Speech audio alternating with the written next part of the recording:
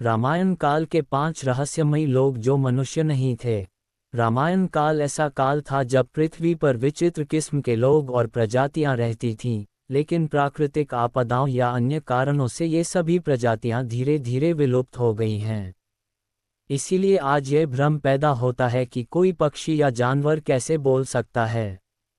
रामायण काल में बंदर, भालू आदि की आकृति के भी मानव होते थे। इसी तरह अन्य कई प्रजातियां थीं जो मनुष्यों के संपर्क में थीं। आइए जानते हैं उस काल के ऐसे लोगों के बारे में जो मनुष्य नहीं थे। 1. हनुमान। हनुमान जी को कुछ लोग वानर जाति का मानते हैं तो कुछ उन्हें मनुष्य ही मानते थे। हालांकि यह शोध का विषय है और रहस्य अभी भी बना हुआ है। वाल्मीकि रामायण में इन वानरों का खास जिक्र मिलता है। केसरी, सुग्रीव, बाली, हनुमान, अंगद, वसुसेन, वैद्य आदि। ये सभी वानरों की कपि नामक जाति से थे। 2. जाम्बवंत जी। कुछ लोग मानते हैं कि रीछ नाम की एक जाति थी जो मानव जैसी ही थी, लेकिन कुछ लोग मानते हैं कि वे रीछ ही थे। भालू या रीछ उसी परिवार का एक स्तनधारी जानवर है। रामायण काल में रीछनुमा मानव भी होते थे। जाम्बवंत जी इसका उदाहरण हैं। जाम्बवंत भी देवकुल से थे। ये शोध का विषय है। जाम्बवंत जी को आज रीछ की संज्ञा दी जाती है, लेकिन वे एक राजा होने के साथ साथ इंजीनियर भी थे। समुद्र के तटों पर वे एक मचान को निर्मित करने की तकनीक जानते थे, जहां यंत्र लगाकर समुद्री मार्गों और पदार्थों का ज्ञान प्राप्त किया जा सकता था। मान्यता है कि उन्होंने एक ऐसे यंत्र का निर्माण किया था जो सभी तरह के विषैले परमाणुओं को निगल जाता था। रावण ने इस सभी रीछों के राज्य को अपने अधीन कर लिया था।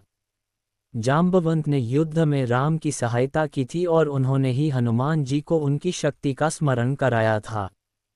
3. काकभूषुंडी। लोमश ऋषि के शाप के चलते काकभूषुंडी कौवा बन गए थे। लोमश ऋषि ने शाप से मुक्त होने के लिए उन्हें राम मंत्र और इच्छा मृत्यु का वरदान दिया।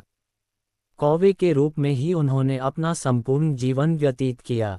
वाल्मीकि से पहले ही काकभूषुंडी ने रामायण गिद्धराज गरुड़ को सुना दी थी। 4. जटायु और संपाति। माना जाता है कि गिद्धों की एक ऐसी प्रजाति थी जो बुद्धिमान मानी जाती थी और उसका काम संदेश को इधर से उधर ले जाना होता था, जैसे कि प्राचीन काल से कबूतर भी यह कार्य करते आए हैं। गरुड़ भगवान विष्णु का वाहन है। प्रजापति कश्यप की पत्नी विंता के 2 पुत्र हुए, गरुड़ और अरुण। गरुड़ जी विष्णु की शरण में चले गए और अरुण जी सूर्य के सारथी हुए। संपाति और जटायु इन्हीं अरुण के पुत्र थे। जटायु तो सीता को रावण से बचाने के चक्कर में शहीद हो गया, तो संपाति ने समुद्र के पास वानरों को बताया था कि सीता कहाँ है। 5. नन्ही गिलहरी। इसके अलावा रामायण में नन्ही गिलहरी का भी जिक्र मिलता है। वन में ऐसे ही चलते हुए श्री राम का पैर एक नन्ही सी गिलहरी पर पड़ा।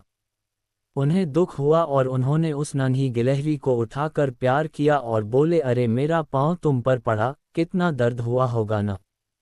गिलहरी ने कहा, प्रभु मेरा सौभाग्य है कि मुझे इन चरणों की सेवा का एक पल मिला। इन्हें इस कठोर राह से एक पल का आराम मैं दे सकी। श्री राम ने कहा कि फिर भी दर्द तो हुआ होगा ना, तू चिल्लाई क्यों नहीं। इस पर गिलहरी ने कहा, प्रभु कोई और मुझ पर पाँव रखता तो मैं चीखती, हे राम राम राम, किंतु जब आपका ही पैर मुझ पर पड़ा तो मैं किसे पुकारती।